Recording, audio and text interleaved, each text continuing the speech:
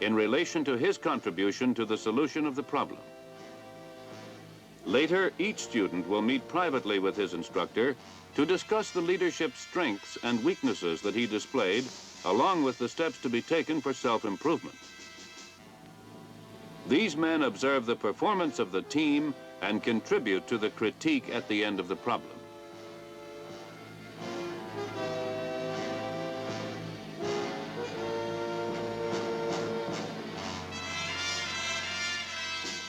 This type of practical work and personal analysis has been extremely successful in developing superior leaders for today's infantry, and in producing men who can not only make decisions quickly and judiciously, but who can revise these decisions to meet each new crisis as swiftly as it develops.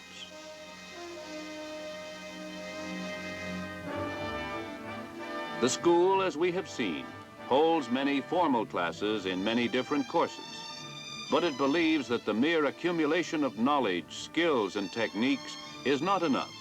The best prepared soldier is the one who can put his knowledge, skills, and techniques to effective use. Toward this end, the school provides the students with many opportunities to participate actively in various tactical exercises, in which all that has been learned may actually be applied. Some activities take place during the day.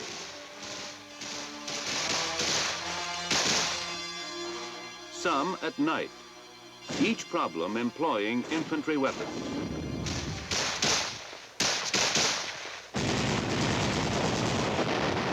Each demanding that tactical theories taught in the classroom be put to practical use in the field.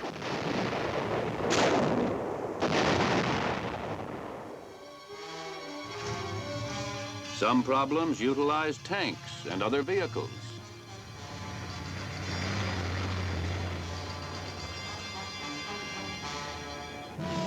Some involve aircraft of all types.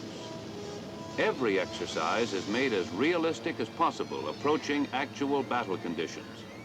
And each is planned to have every student learn the significant role he plays as a member of a skilled and powerful team.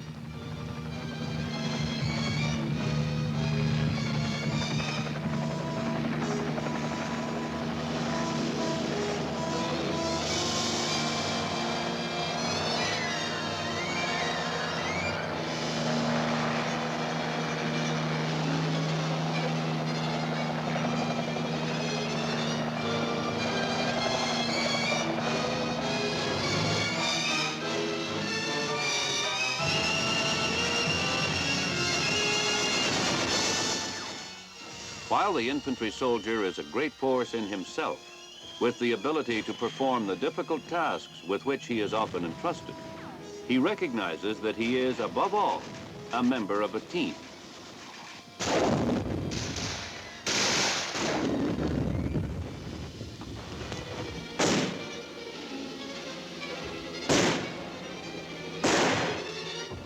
Though he takes great pride in his unit and himself, he is aware that success in combat depends not only on the cooperation of everyone within his branch of service, but of every branch of the other combat services.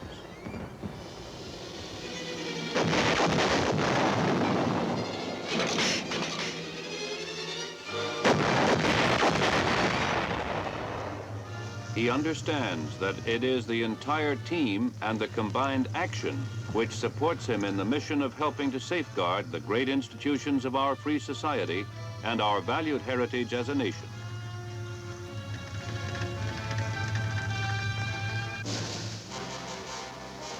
The infantry soldier is, as he was in Korea and before that, a symbol of our military strength.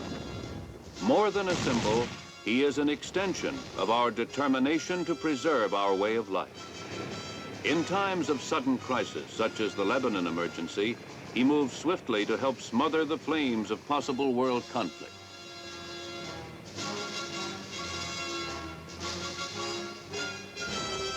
We know that there are basically two kinds of conflict which can arise among nations: the limited or localized war, which generally occurs in relatively isolated areas of the world,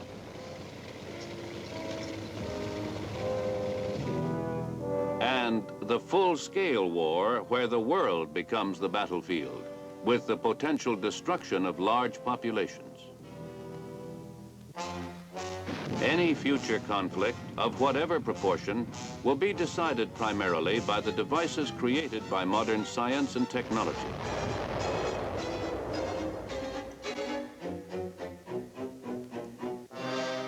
But history has shown that the physical destruction of an enemy will not always ensure full victory. For the only way the will of one man can be imposed on the will of another is by the physical presence of man himself. And here are the men who will crawl out of their foxholes, rifles in hand and a cause in their hearts, to advance that last mile, to take that extra step and fire that extra shot, to carry the fight directly to the enemy and destroy him. And the training he receives at the United States Army Infantry School at Fort Benning will continue his right to that proud battle cry, "I am the infantry, follow me."